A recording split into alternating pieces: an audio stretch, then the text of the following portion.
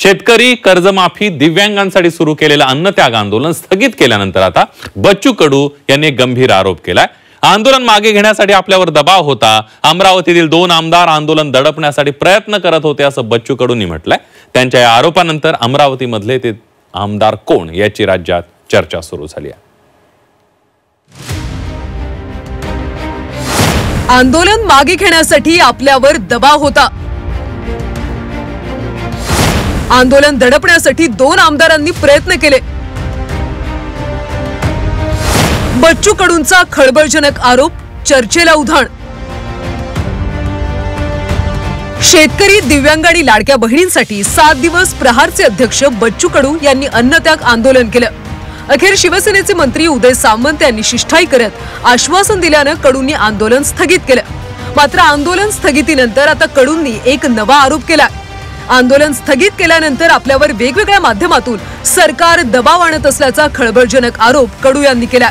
आणि इतकंच नाही तर अमरावती जिल्ह्यातल्या 2 आमदारांची आंदोलन दडपण्यासाठी मंत्रालयात चर्चा झाली।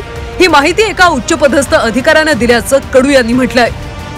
2 अमरावतीच्या आमदारांसह काही चर्चा झाली आणि त्या अधिकाऱ्यांना आम्हाला सांगितले आणि त्यांनी सांगितलं की सप्टेंबर पर्यंत कुठल्याही परिस्थितीत काही ना काही मग कशा पद्धतीनं दबाव आणता येईल, कशा पद्धतीनं वेगवेगळ्या केसमध्ये अटकवता येईल किंवा काय करता येईल असा प्रयत्न चालू आहे।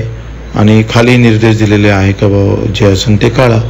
त्या अपेक्षाप्रमाणे घडतंच आहे। चाणक्य नीती आहे आणि राज्यात आपली सत्ता असताना कोणी बोलू नये, कोणी आंदोलन करू नये ह्या त्यांच्या भावना आहे। या परीक्षेत आम्ही अतिशय उत्तीर्ण होऊ आणि शेतकरी शेतमजुराची दिव्यांगाची लढाई काही झालं तरी बेहत्तर ही सत्व परीक्षा आहे आणि सत्व आम्ही दाखवून देऊ आमचं।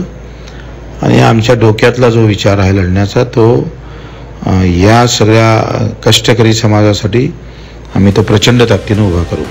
बच्चू कडू यांनी 7 दिवस आंदोलन करत सरकारला सुद्धा हादरा दिला। कडू नेमकी कुणाच्या गोटात असा प्रश्न सरकारलाही पडला। या आंदोलनादरम्यान भाजप जरा 4 हात लांबच दिसली। आता कडूंनी केलेल्या नव्या आरोपांमुळे खळबळ माजली। अमरावतीतले 2 आमदार मला अडचणीत आणण्यासाठी प्रयत्न करत असल्याचं कडू म्हणतात। आता अमरावतीतले ते 2 आमदार कोण याची चर्चा रंगली। कडूंचा हा रोख कुणाकडे होता हे येत्या काळात स्पष्ट होईल का हे पाहणं आता महत्त्वाचं आहे। अनिरुद्ध दवाळे, झी 24 तास, अमरावती।